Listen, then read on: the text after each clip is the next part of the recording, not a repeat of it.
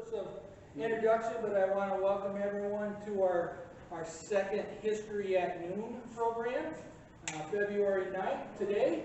So as part of our History at Noon, we've got this as a year-long program, the second Wednesday of every month. Last month we learned a little bit about the trains and the railroads.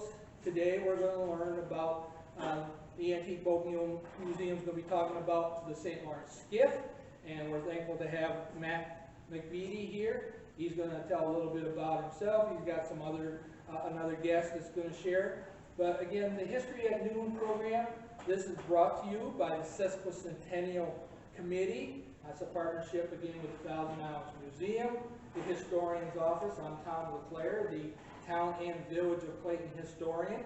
We're also working in partnership with the Opera House. So the Opera House, obviously, very generous with the space. We are accepting donations, but we're not charging you per se to come in today. And for a lovely building with the Corbin Studio photos exhibit around the room, if you haven't seen that after today's program, walk around and look at the wonderful photos. But Matt, the program, I'm going to turn it over to you. It's your program. Thank you. Thanks, Tom. Check. Is the mic working? I can just project it. As long as everybody can hear me, I can just talk at this level? Sure. Okay. All right.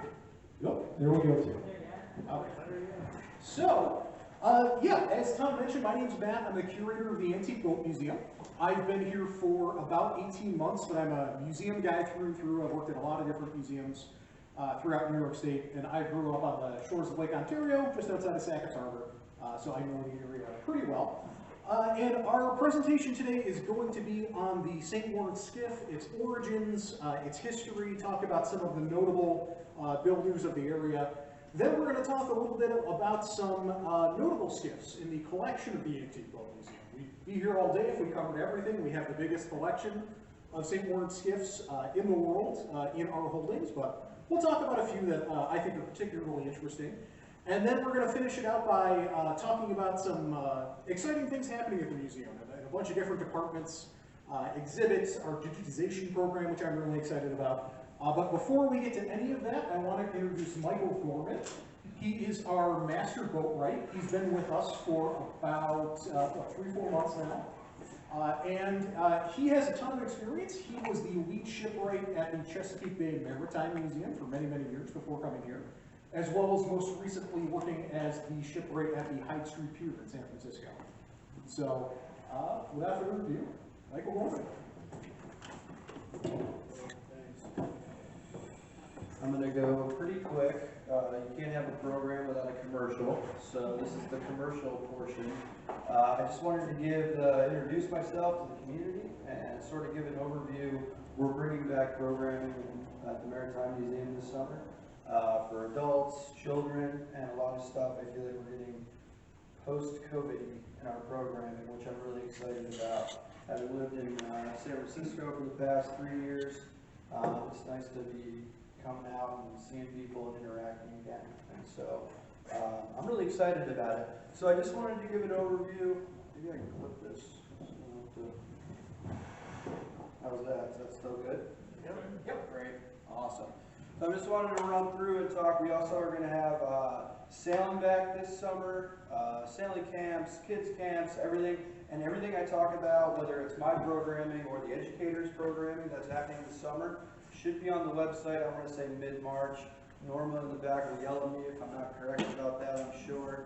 But I just want to give you a taste of what we're bringing back this year, and a lot of it is going to tie into St. Lawrence skiffs. We're going to be modeling a lot of our classes on a skiff that's in our collection that hasn't been documented yet. So if you have interest in what Matt's talking about today and want to dive deeper, we're going to have a lot of steps through the process of documenting and building boats in the next 2 years based on the skiff, which I know may seem redundant, but there's just such a rich history to it and so many variants. It's kind of hard to exhaust the subject matter. So anyway, I'll run through real quick because you really want to listen to Matt and you don't want to listen to me, but I wanted to put some stuff on your radar for people. Most of our classes are going to either be a Tuesday and Thursday night combo, or on the weekend.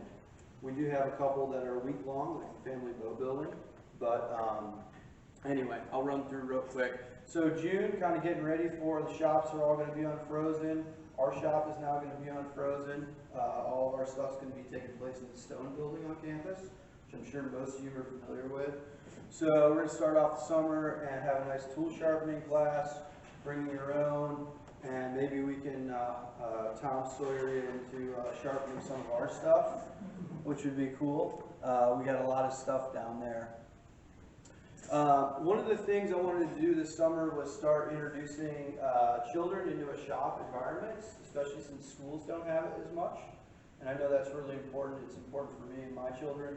So we're going to be partnering up with an environmental nonprofit and do some birdhouse building as a family, child and guardian combo.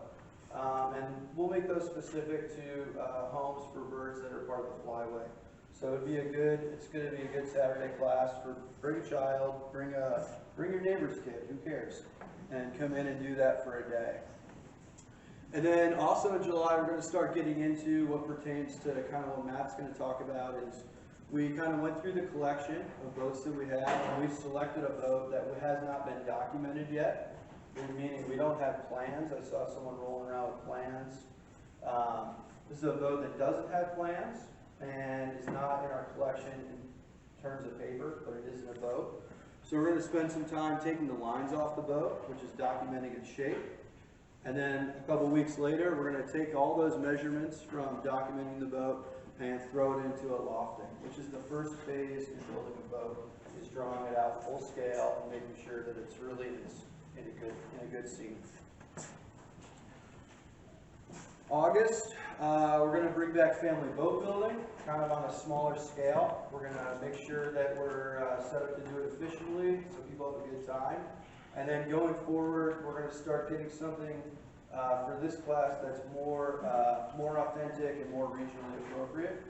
So rather than a generic skiff, I'd like to kind of hone this going forward in future years as something that's really specific to the region and is made for the waters. We all know boats are made for specific waters. And then the next step in the St. Lawrence skiff is going to be that half hull. So we're going to take all the documentation that we've done and come out. We've all seen those really pretty half hulls that everyone has over their mantles in the cottage. We're going to build one of those. So if that sort of thing interests you, that's a good one for you. And then we're going to get into some more just woodworking, paddle making, either double blades for kayaks or canoe paddles. It's kind of a fun thing to make yourself. And you know, a long time ago, every paddle was different because it was made for each individual person.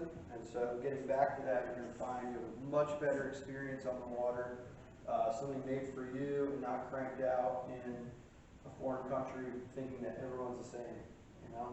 And it's an economical way to get into the game. And that same ethos kind of goes into hand plane making.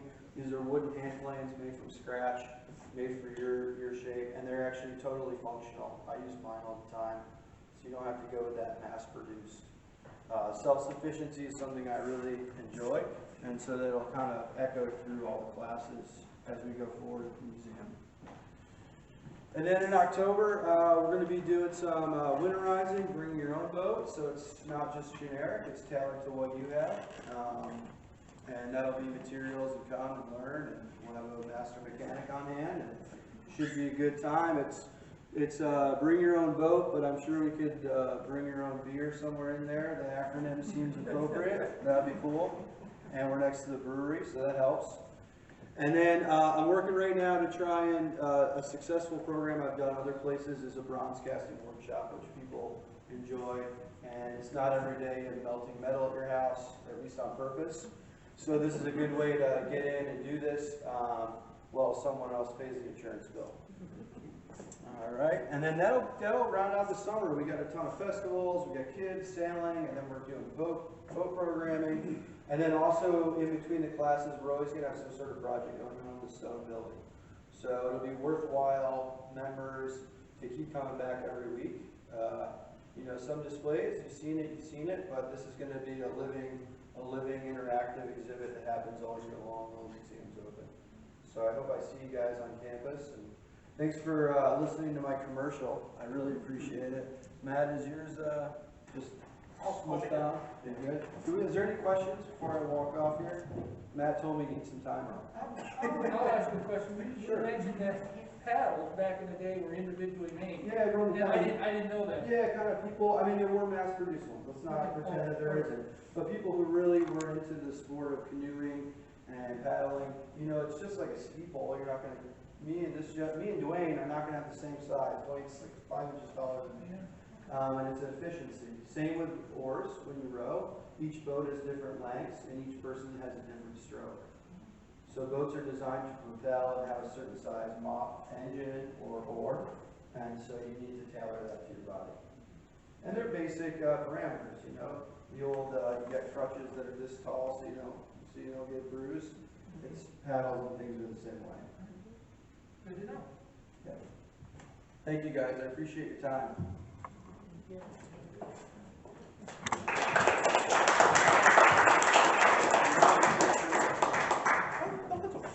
All right, thank you, Michael. That was great.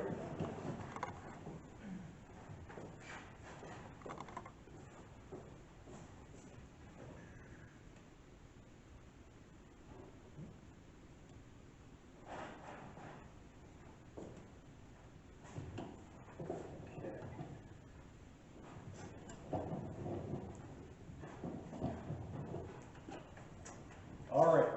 Sound okay? Good. All right.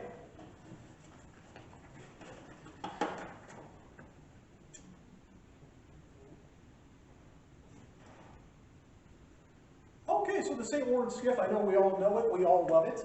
I'm going to get into some quotes in a little bit here, but one 19th century quote that really kind of rings true, I think, for the St. Lawrence Skiff was from Henry Eckford, who said, "It's probably the prettiest rowboat afloat." And we'll talk more about that. Before I get into a little bit of a written presentation I have here, I just want to go over some general sort of points about the Skiff. So it's purpose-built for guided excursions. That's very important because it transforms from that kind of really specific guide boat into more of a pleasure craft in the later 19th century. We're going to go over that. European in its design elements, which I think is really interesting. You know, we kind of call the St. Lawrence Skiff our indigenous watercraft, and it is to the region, but it's not indigenous in design as far as indigenous peoples. The institution that I used to work at before coming here to the Antique Boat Museum had a pretty big collection of Aleutian Islands built kayaks up in Alaska. And even after European contact, they changed very little. The only main thing that they did is they stopped lashing sections together with spruce roots and started using cotton rope. But their design elements really stayed very much the same, whereas the Skiff is much more sort of based in European elements, as I said, than elements of the indigenous peoples of the area. There's no true origin point. I've got a lot about that we're going to go over, and it's driven by that vacation culture, that big boom in the late 19th century that Clayton and the Thousand Islands sees from the tourism industry. So the St. Lawrence River Skiff is a classic non-powered boat that perfectly combines pleasing design with practical purpose. The superb craft, in its present form, emerged more than 150 years ago in the Thousand Islands region of the St. Lawrence River. The craft became the principal means for personal river transportation and serious fishing during the mid-1800s, during the golden era of river development. The Skiff proved to be an ideal boat for local fishing guides who routinely covered long distances in a day's outing. They required a stable craft to haul in their regular large catches, and by the 1860s, the St. Lawrence Skiff had evolved into a truly graceful form that would become universally accepted as the standard design among the river's builders. There was a time when Spaulding St. Lawrence Boat Company of Ogdensburg claimed that they were the original designers and builders of the St. Lawrence River Skiff. Little credence was given to that claim, and most conclude that the Skiff, as we know it, was an evolutionary design from a multitude of sources. For example, respected marine historian Howard Chappell believed that the evolution of the St. Lawrence Skiff was the result of local builders borrowing ideas from each other until the ideal design was achieved. The St. Lawrence skiff can be described as a double-ended, lap-strake rowboat with a flat plank serving as its keel. The skiff was usually offered in lengths of 14 to 22 feet, though there are exceptions to that, with it almost always having a beam of 42 inches. There are also exceptions to that, which we'll cover in a little bit. There are normally 6 or 7 planking strakes from the keel to the gunwale on each side of the hull, and the shear line curves gracefully where it is low amidships to facilitate the landing of large fish.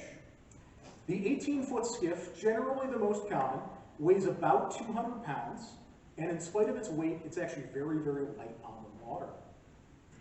To provide pulling power, skiffs normally use 7.5-foot oars with grips that overlap. I don't know about you, but the first time I ever rowed a skiff, I really beat my knuckles with that overlapping pattern. Overlapping grips provide the skiff's oarsmen the advantage of rowing with one hand over the other.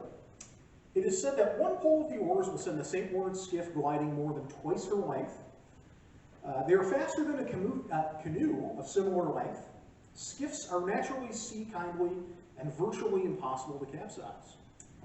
Advertising illustrations often demonstrated the skiff's inherent ability by often showing a man standing on the gunwale without the craft being swamped. Ease of rowing was a very important feature for the skiff's design because it was not uncommon for the skiff's fishing guides to travel 20 miles or more during a day in the quest for fish. When the skiffs eventually evolved into their most successful configuration, the design was simply adopted by nearly every builder in the region. It wasn't long before the skiff became the most common craft on the St. Lawrence River. Refinements to the design continued into the 1890s as the boats were increasingly accepted as pleasure craft of choice. Each of the fine hotels and river resorts purchased numerous skiffs for the enjoyment and recreation of their guests during their stay. The sheer volume of skiffs on the river continued to increase well into the 1930s, and it wasn't until the following decade that the outboard motorboats finally began to outnumber skiffs on the St. Lawrence River. 19th century small craft were frequently modeled by carving a half-hull model from a single block of wood. For an experienced builder, such a model, combined with his customary construction practices, carried all the information that was needed to produce another boat. From the half-hull model, the measurements taken from an existing boat, the builder would produce a set of molds, set up on a strong back comprised of 2 parallel timbers on edge, and they required the addition of a keel, stem, and stern post to form the skeleton of that new boat. A customer who desired a longer or shorter boat could be accommodated by moving the molds in or out along the strong back. The builder could also make a 6-plank instead of a 7-plank skiff, or lower the edge of the mold can be added in order to produce a deeper boat.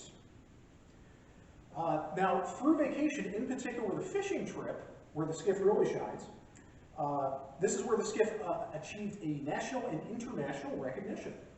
Many of the hundreds of thousands who visited the Thousand Islands region in the mid and late 19th century, their experience took place in a highly structured world quite removed from the nature which they were supposedly being introduced to.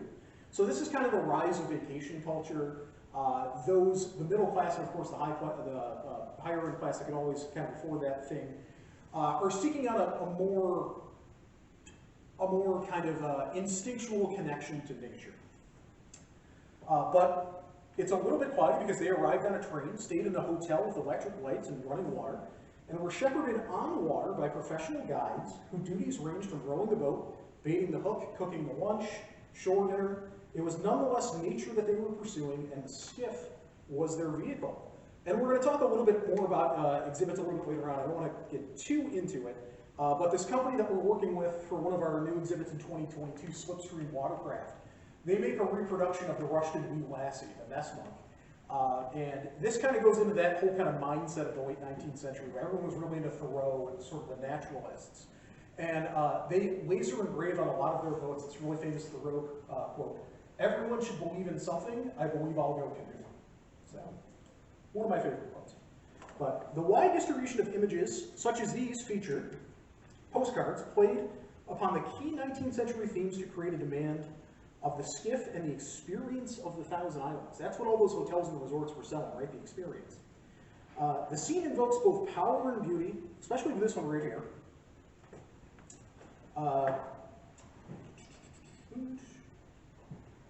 So that woman is sitting in a skiff chair, able to recline among the health and beauty of the natural surroundings, literally stop and smell the flowers, but she's carried there by her young son in a powerful image of idealized family life.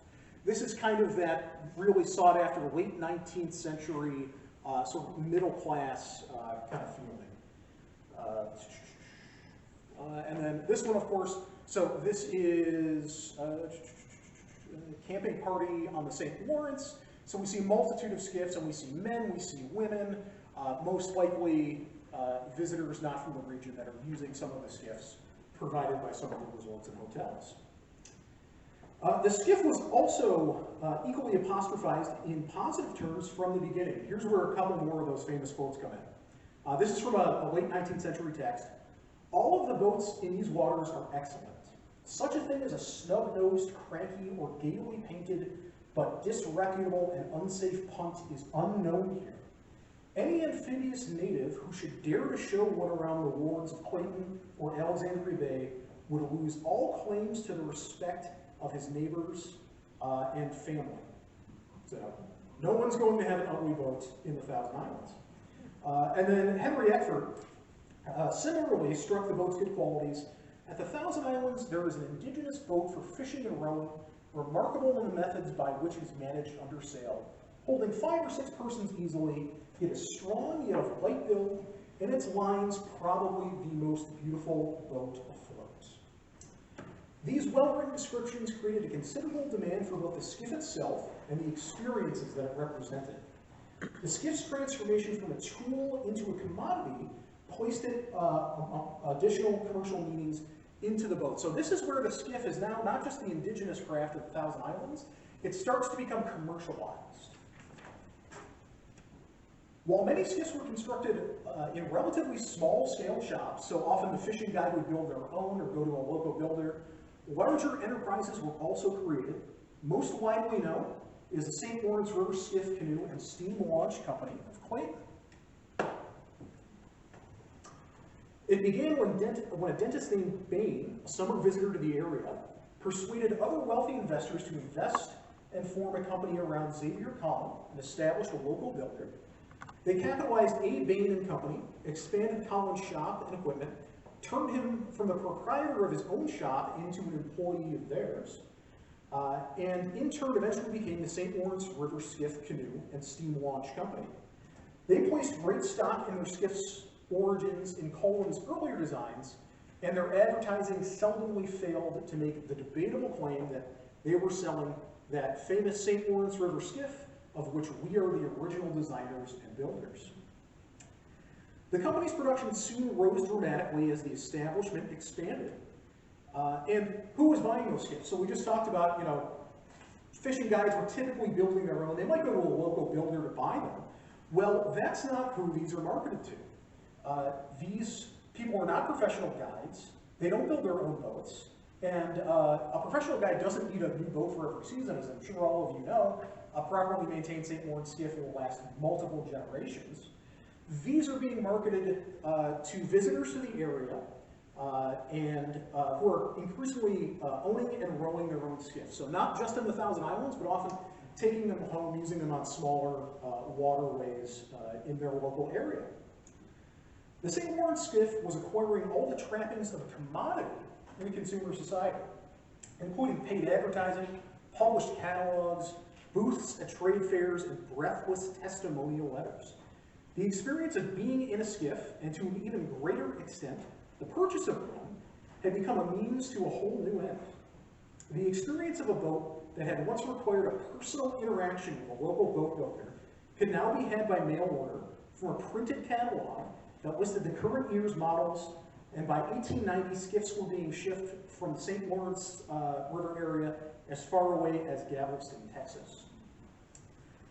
This trend reached its apotheosis in the St. Lawrence River Skiff, Canoe, and Steam Launch Company when they built Genie. Jeannie is in the collection of the Antique Boat Museum. She's currently in storage.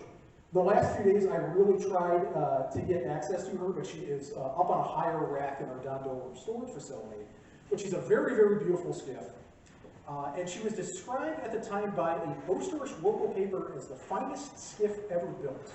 She was ordered by R.M. Jones of Perhams Charter School in Philadelphia, and when completed, she was placed on exhibition in John Wanamaker's department store in the same city. And the transformation from the workboat of those fishing guides in the mid-19th century to a commodified consumer good was complete. Much like you can go to a big box sporting goods store now and buy a canoe or a kayak in the late 19th century, in a lot of large department stores in large cities, you could buy a St. Lawrence River skiff. These technological changes caused holes in... I skipped part there, my apologies. The skiff's fortunes rose dramatically as the Thousand Islands became a tourist destination in the latter half of the 19th century, and fell just as dramatically in the early 20th century. That's not to just suggest that the small boats were no longer used in the river or that skiffs died out entirely. We know they certainly didn't. A new motive, power, was replacing the sturdy guide of the early years, and various kinds of motors began to democratize boating. Beginning with gasoline-powered launches that did not require a licensed engine engineer as earlier steam power plants did, and moving to inboard and eventually outboard motors, the recreational boating experience became a much more widely available, and no longer did prospective fishermen have to hire guides to take them out, or even know how to row.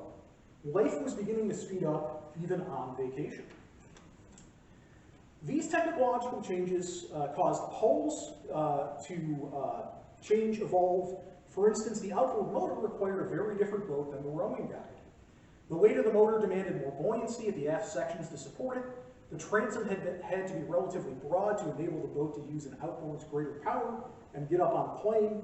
And the river hadn't changed, neither had the fish, but the expectations and the technologies of the users had. The rowing skiff began to pass from prominence, and boat shops began to produce more motorized craft. It was a gradual progress, and social changes also affected the skiff as bicycles and automobiles started to compete for people's leisure time. Such rowing skiffs were in existence were preserved. Some new ones were built, but not in any number as they had been from the late 19th century into the 1930s. And of course, after that, kind of the skiffs fall out of favor. Skiffs start to become artifacts. Some have been preserved to this day. As I mentioned, the Antique Boat Museum has a very large collection, as do several other museums and private collectors. Skiffs would often stay with the same family for generations. Others were left lost in fields and along the shore to kind of return to the water and soil. And still others required public collections, museums, as I just said. So that's a little general overview of the skiff. And then I kind of want to get into some of our notable skiffs in the collection. So the Grant skiff here. The Grant skiff is one of my favorites. It's a little unique in that it's shorter than most skiffs. And the story of the Grant skiff is it was built specifically for the United States President, Ulysses S. Grant. So in 1872, George Pullman, the man who was responsible for building railroad sweeping cars, known as Pullmans, he actually had a lot of other patents too, invited President Grant to his island retreat near Alexandria Bay. Pullman knew Grant was an enthusiastic fisherman and would love the opportunity to fish the St. Lawrence River for a few days in the Thousand Islands.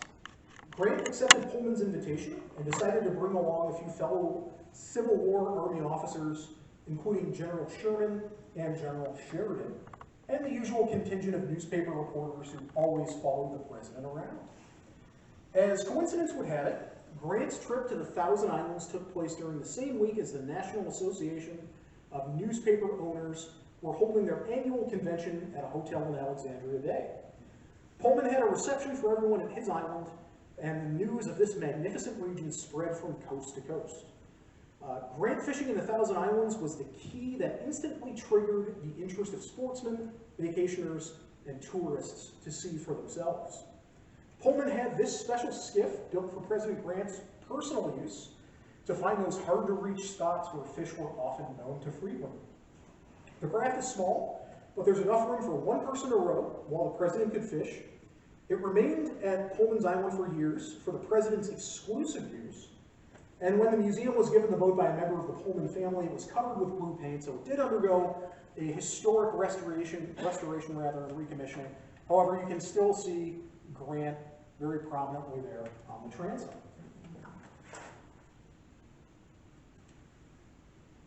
All right, Catherine.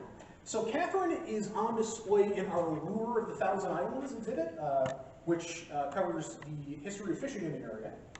But Catherine was built here in Clayton by Wilbur and Wheelock, one of the most famous builders. A plate on the bow identifies that for us.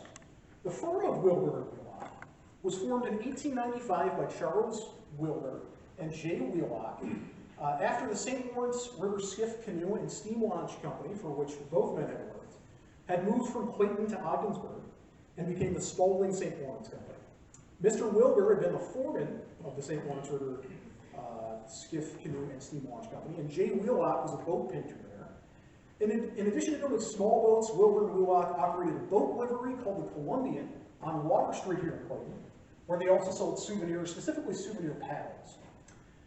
The construction of this boat is typical for a St. Lawrence skiff: lap-strake cedar planking over oak ribs and keel. In this case, the inner and outer keel and stems are really, really good shape. She's in good shape overall.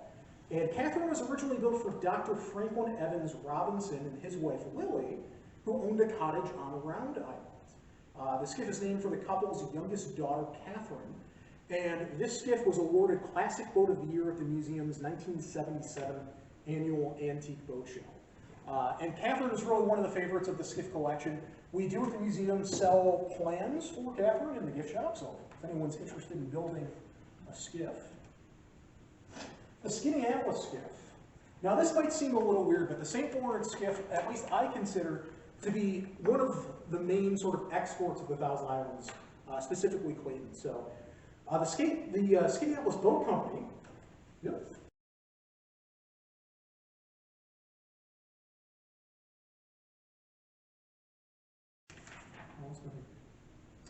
There we go. So the marvelous qualities of the St. Lawrence skiff were clearly recognized by the owners of the Skinny Atlas Boat Company in Skinny Atlas, New York, in the Finger Lakes. Their boat building firm was the successor to the Bowdish Manufacturing Company that included skiffs in their basic boat production. It's believed that Nelson Bowdish learned his boat building skills in the early 1870s during his time here in Clayton. Bowdish was exposed to the superior characteristics of the St. Lawrence skiff, where it enjoyed great popularity, as we know. In 1876, Bowdish decided to settle in Skinny Atlas, where he and his 20-year-old son, Edward, were sure that they found the ideal location to build and market small boats. Although records of their productivity are scarce, it is believed that right from the start, the St. Lawrence River skiff was a standard Bowdish offering. It became a very popular boat on Skinny Atlas Lake and other nearby lakes. Its stability and ease of rowing made it an ideal boat for liveries, resorts, fishermen, not just on the St. Lawrence River, and cottage owners. The Bowdish small boat the Bowdish's small boat business grew rapidly and prospered. Soon Bowdish was able to expand and build a large two-story shop in Skinny Atlas to increase the firm's output. Dr. A.L. Bain, we talked about, St. Lawrence River Skiff Canoe and Steam Launch Company, was actually hired by them to help them increase their production capabilities. And they eventually changed the name to the Skinny Atlas Boat, Canoe, and Company. And we continue to feature the St. Lawrence River Skiff, along with small sailboats, canoes, and power launches. Steadily, the Skinny Atlas Boat and Canoe Company grew into one of America's premier builders of small craft. The new owners continue to recognize strong sales potential that the St. Lawrence skiff provided. Over the years that followed, the Skinny Atlas Boat Company offered several variations of the St. Lawrence skiff in 5 popular lengths, from 14 to 18 feet. The most deluxe skiff was simply known as the Model Number 1. It was supplied with two 7.5-foot spoon oar blades that were leather, tipped in copper. The skiff was also equipped with a deluxe wicker boat chair on the aft seat and a carpeted floor. The sturdy red elm ribs were planked with cedar, and the sheer strake was mahogany. The decks were mahogany trimmed with black walnuts, and this beautiful 18-foot boat had a hefty price tag of $235 in 1920. The Skaneateles Boat Company's least expensive offering was a 14-foot model number 5. The basic model had oak breast hooks rather than fancy decks. The hardware was galvanized, a pair of straight blade oars, cypress seats, a painted interior, and sold for $75 in 1920. And prior to the company's extensive production of Comet, Snipe, and Lightning sailboats, the St. Lawrence River Skiff was their volume leader. Although wood and features varied in each model, the quality of their skiffs was excellent, and many Skaneateles skiffs have survived and frequently appear at antique boat shows. So I think that's quite interesting that, though not built in the St. Lawrence River area, it is a St. Lawrence River design boat that found success in many other places, including the Finger Lakes of New York State. Now, going back to Michael's presentation, he talked about taking the lines of that skiff that have not been done yet in the collection. This is that skiff. It's a Russian design-built skiff. We're still doing some research on it. It's either an Illinois or an Idaho model. We're not quite sure yet because they were really, really similar. It's 18 feet long, but it's got a beam of 40.5 inches. So remember I said not every skiff has a beam of 42 inches. This is an exception. It was built around 1880, could be pushed into the early 1900s, but it's very much Rushton's interpretation of a skiff. So it's got a lot of different quirks, and we're kind of really excited to take the lines and get into this because Rushton wasn't typically a builder known for building boats like St. Lawrence skiffs or big, he was more known for Adirondack designs. So this is going to be something really special that we're really going to have some fun with this coming year. All right. This is actually a reproduction of a Batwing 88. This is Torpedo. She's in storage right now, so I apologize for the quality of the photograph. But I included this because we don't actually do a lot on St. Lawrence skiff racing. I know that we used to at the museum many, many decades ago. But it's a fascinating history. I always say, the first two people that put logs in water and started using them as boats, probably within 5 minutes were trying to race each other. Racing is a very important part of recreational boating. And the 88s are a really interesting design where they work all these different factors into speed. So let's see. So originating in the late 1800s, St. Lawrence sailing skiff races were popular and very competitive as far as a pastime here on the St. Lawrence River. This was especially true during sailing skiff regattas held by the American Canoe Association at their annual meetings on Grindstone, Wolf, and Sugar Islands. And in the early years, the sailing canoe dominated the American sporting scene. Competition became so keen that rules were set in place in 1890 by the St. Lawrence Skiff Sailing Association, made up of both American and Canadian delegates. The committee decided that a skiff must be sharp on both ends, with no counterstem or transom. In measurements, the rule was that the extreme length multiplied by the extreme beam must not exceed an area of 88 square feet. The number of crew members required was left to the discretion of the team. And at the same time, St. Lawrence racing skiffs were evolving with a continual kind of increase in sail size, although very little change in actual length. When skiff racing first began, 150 square feet of sail was considered quite large, producing a fast speed for the time, but the Batwing 88, of which Torpedo here is a reproduction, was designed to be the largest St. Lawrence sailing skiff built in regulation size. They carried up to an astounding 400 square feet in their battened Batwing sails, drawing between only 5 to 9 inches of water. They were one of the most modern and fastest racing skiffs of their time. They also required the highest skill to operate because they could very easily capsize. But racing skiffs were custom-made, mostly built for wealthy summer residents, and many of these were passed down through generations, which are still used today. So competitive was the pastime that one sailing skiff racer carried his obedient, nimble dog aboard during a race. The dog would bound quickly from fore and aft end upon command during sailing maneuvers. This team easily won the race, which was then protested, the resulting change to the rules being clearly stating human crew only. So you can't sail with your dog.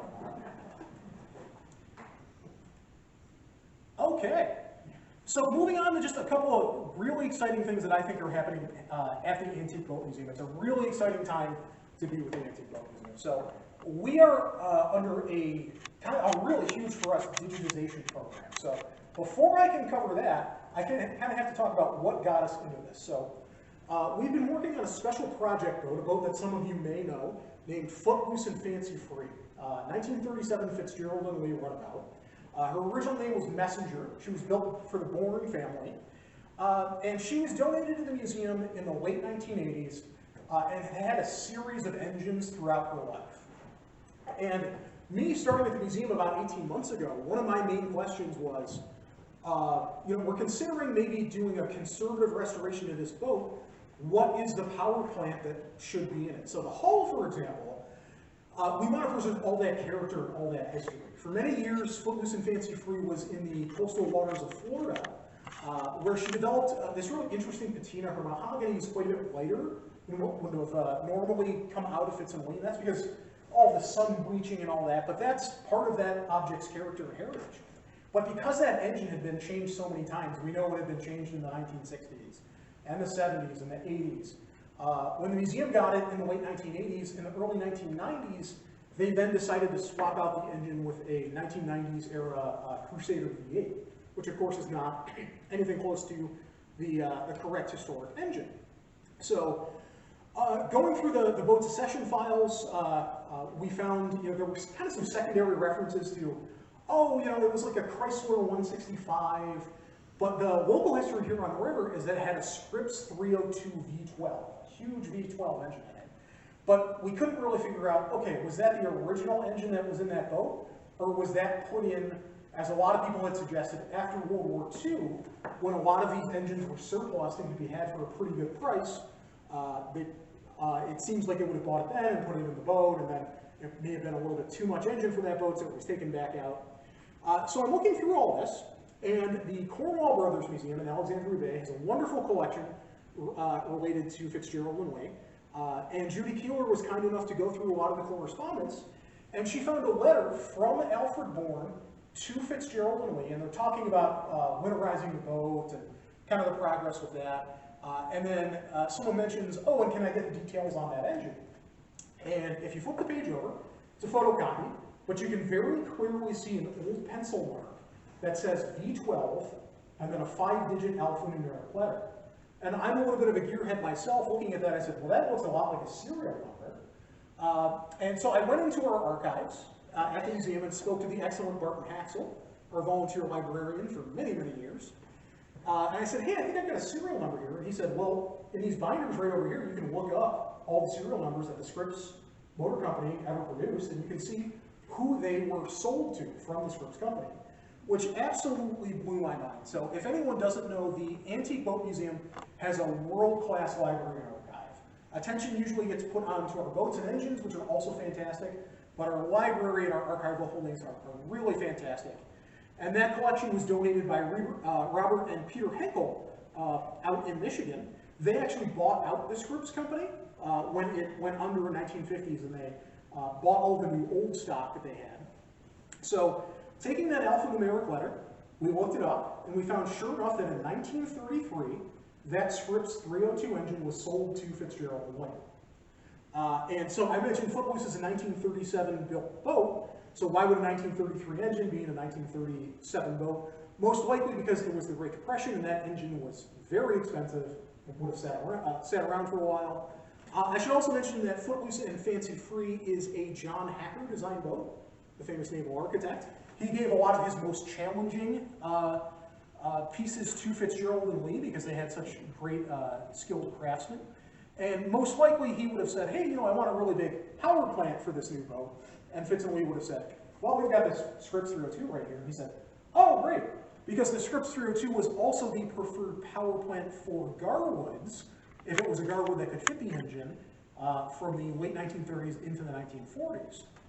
So that's kind of where all this happened. So we said, okay, well, we know that this is that engine. Excuse me. So I'm going through our collections, seeing if we have anything else on the Scripps company. And actually, I talked to a few of the, a few other former employees of the museum, kind of trying to get a sense. And one of them mentioned, hey, well, there's that room on the 3rd floor of the museum that's got surplus magazines and some charts and stuff. I think I maybe saw some Scripps stuff up there one time. Why don't you go take a look? So I walk in, and to my astonishment, there are several shelves that have about 15,000 documents relating to the Scripps company. So those were also donated by Robert and Peter Henkel, and they're what we call now the Scripps Technical Legacy Data Collection. It is all the technical drawings, all the technical information from the Scripps company from their inception until early 1950s when they went out of business. So I can go back, but for example, this here is the assembly instructions for Scripps 302 V12. And this relates because we just so happen to have a Scripps 302 V12 in our collection that was built as a shell engine only. It was only built for display. So we partnered with an organization, a machinist named Fourth Coast Fours up in Waddington, and he said, I can rebuild this. And we said, well, how can you rebuild that? You know, it was built as only a shell engine. And when it was built in the late 1990s, early 2000s, any cast parts were typically considered non-repairable. Metallurgy has come so far in the last couple of decades that now even a really badly damaged cast part can sometimes be repaired using powdered metals and different weldings and things like that. And this guy, Mark at Fourth Coast Fours, is really an expert in that. So he said, I can take the shell engine, I can repair it, and I can give you what would have been the original configuration engine for what we said fancy free, that special project build. Well, discovering the Scripps 302 collection, we can go through a lot of these technical documents and see the hardness of every kind of steel that they used. Different kind of assembly instructions, mathematics that are way over my head. But for example, one of the first things is we were trying to figure out the hardness of a lot of the bolts on the engine. So normally we would have to sacrifice an original by burn testing it. Not so. Now we can go back to the original technical documents and see exactly what they were working with and know how to restore that engine. Which gets me back to this. So when we discovered this collection of 15,000 documents, we said, you know, a lot of them are in great shape. They were kept in an industrial setting, so a lot have smoke damage, water damage, a few have some fire damage. And just the nature of that kind of material, that paper, they're not going to last forever. So we said, we need to capture these now in a digital archival format, so these are preserved for generations to come. So thankfully, a very generous museum benefactor gave us some money to hire Emily Nichols here, who is a graduate student in archival and records management and has a film and photography background, to come start digitizing this collection. How we started was having just a normal camera on a camera stand, and we would take photographs, and then Emily would stitch them together in Photoshop. It works, but it's a pretty time-consuming process. This system that we have now, it's called a DT Cultural Heritage System. It's a medium, excuse me, medium format camera on a column here, which can be adjusted. So not something like we can get this in one capture, but some of these documents are 6 feet by 4 feet. They're gigantic. So a 6 foot by 4 foot document like that would normally take Emily the better part of 2 weeks to take the individual photographs, stitch them together. This system can do that within 3 captures in about 20 minutes.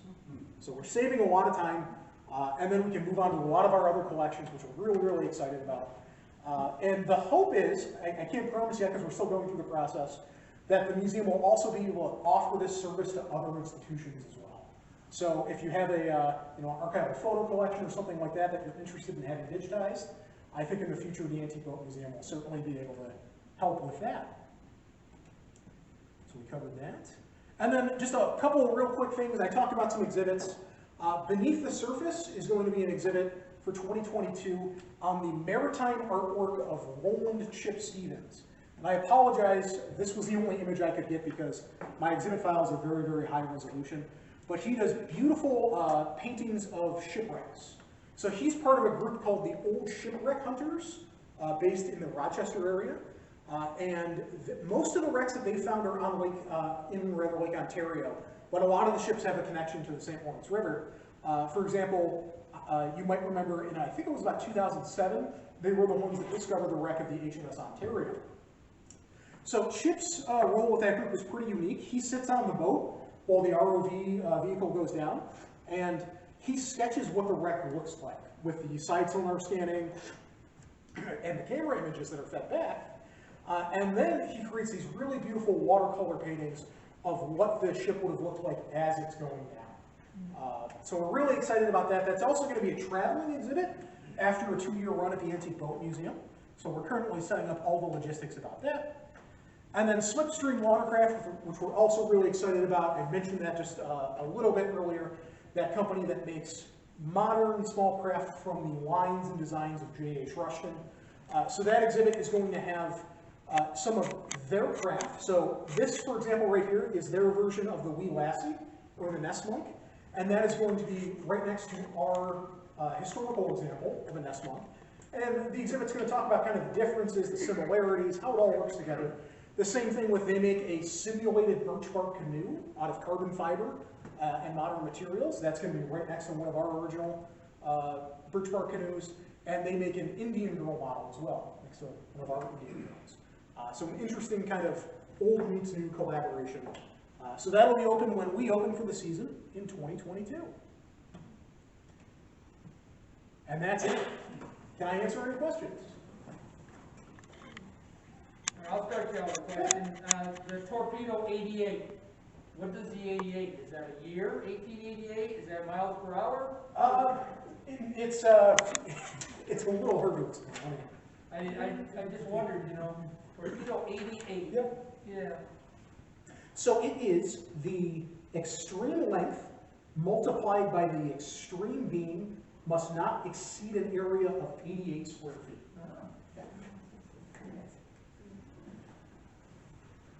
Come on, questions away. Matt, how many skiffs different in that small craft building does the Antique Boat Museum have? So not just a small craft build, well, Yeah, you have in storage. in storage too. Right. So last time I checked, we have about 30 boats that would be considered a St. Lawrence skiff. There's some that are kind of on the periphery of, well, it's based on a skiff, but it's not really a St. Lawrence skiff. But out of the 320 plus boats we have in our collection, I think it's important to mention that about 110 of them are small craft. So over a third of our collection are non-powered boats. Sir? Do you know where all of your skiffs came from originally? Good question. The short answer is no. Some that don't have a listed builder, you know, either their plate has fallen off over the years. There are some that are just kind of a mystery, where we're like, oh, this skiff has some really interesting features, but we don't know exactly where it came from. Others aren't very obvious in who the maker is, but small craft experts have said, okay, this is a J.H. Rushton over here. I can tell by the design elements of it. So yeah. I was just curious because when I was a kid, my family had a St. Lawrence skiff and I accidentally put a hole in it. Oh no. And my father gave it away. I don't know who he gave it to or where it went. I just, I had it for 3 years. And it disappeared. Yeah. So there's a chance it's in the collection. You're more than welcome to come look. I should mention, we do have our small craft complex, which has a lot of St. Lawrence skiffs as well as other small craft. But the Don Dober storage facility on East Line Road, we try to have that open as often as we can. Last season it was open Thursdays and Fridays from 1 o'clock to 4 o'clock. But that's where the remainder of those small craft are, as well as a lot of the powered boats too. And it's open, you're free to walk around. The majority of the boats kind of have little informational kind of panels and papers on them. So if you're interested in exploring our collection that's not necessarily on display on our main campus, the Don Dover facility is open for the public. Thank you. Sir? A building that used to be on the site of the museum there was a knitting mill we knew of, they used to make some kind of a skiff there, do you know what type? They did, off the top of my head, no, they made multiple small craft, they could consider themselves a shipyard, not a boatyard. Oh, it wasn't a Bain or a Miller or a... Smaller organization. But I think everyone knows it as the bathing suit factory. Yeah. Was there. Sir? You mentioned a gentleman by the name of Bowditch. Yeah. Bowditch, a guy by the name of Nathan Bowditch was published a book in the early 1800s called The Practical Navigator. Practical Navigator. Yep. Is there anything in the lineage that connects those two, or? I think that it's not the same gentleman. They were most likely related, probably cousins. Yeah, Bowditch is still the navigational book that everyone uses. 2019, they put out a new version, but not the same guy. Yeah. I see a couple of pictures with a folded up sail on the boat. Is that the Batwing sail you called it? You tell me which one am I on? That one? That one is, you really can't tell what it is. Yeah, so this one is the Torpedo 88. Right. So that's the Batwing. This is Catherine. So Catherine is more of a traditional sailing skiff. Yeah. Do you have anything like that with that sail? We do, in the small craft building. So over the years, we've been fortunate to have a lot of builders come through the museum, modern builders, and build us reproductions for our skiff livery. So we have a few sailing skiffs that are very close to the originals, but that people can take out on French Bay. And we have one of them all set up with its sails unfurled and everything like that. So. Matt, I was lucky enough a couple of years ago to acquire a skiff that's supposedly been hanging in slings for 60 years. Wow. Someone thought it was a Russian. Okay. And, but there is no identifying tag or anything up underneath the deck. The picture you showed, he had the same deck. It was like a little strip ranking. Is there anything else I can do to find out? I'd be happy to put you in touch with someone that's a little bit more of a small craft expert than myself. So, for example, former curator of the museum, Dan Miller, local boat builder. If it's a Russian, I'm sure he could point it out from 10 miles away. So. Well, you mentioned the dimensions he changed about the taillight reveals. Yeah, certainly. We check that too. Right. I guess around the village, there's a lot of old stories of old timers making skiffs. And then couldn't get them out of the room and had to cut a hole through the wall. Yeah. Got a lot of stories of that. Oh, yeah. All right. Well, thanks, everybody. I think Dwayne's got I it. just want to mention that Alf Lee was my wife's grandfather, Oh, that's right. Yeah. and that Fitzgerald Lee boat you're talking about was beautiful with the engines that's in it. I drove it. Oh, yeah. It's beautiful. It is. It's a beautiful boat. Yeah. And I should mention this special project boat, like Footloose and Fancy Free, that's not going to be like a ride boat that we sell rides on. We're preserving it to its historical condition, conservative restoration. You know, we're not selling rides for $200 where you can have beers. And that's what Misty Eye and Teal and our modern and reproduction boats are for. So. Okay, Love you, Rich. all right. Matt, I just took my mask off, Oh, that's so okay. for this, I just want to give you a certificate of appreciation on behalf of the Sesquicentennial Committee. We're thankful to have you. We're thankful for having the Antique Boat Museum in our midst. So much great information about our community and definitely sharing in the Sesquicentennial. We couldn't do it without you. Thanks a So lot. thank you very much. If anyone has any questions, feel free to come on up. Please. Again, we got the Les Corbin Memorial Exhibit up. Please walk around the room. Marilyn's here. If she's still here, you got a question about photos, she can answer them.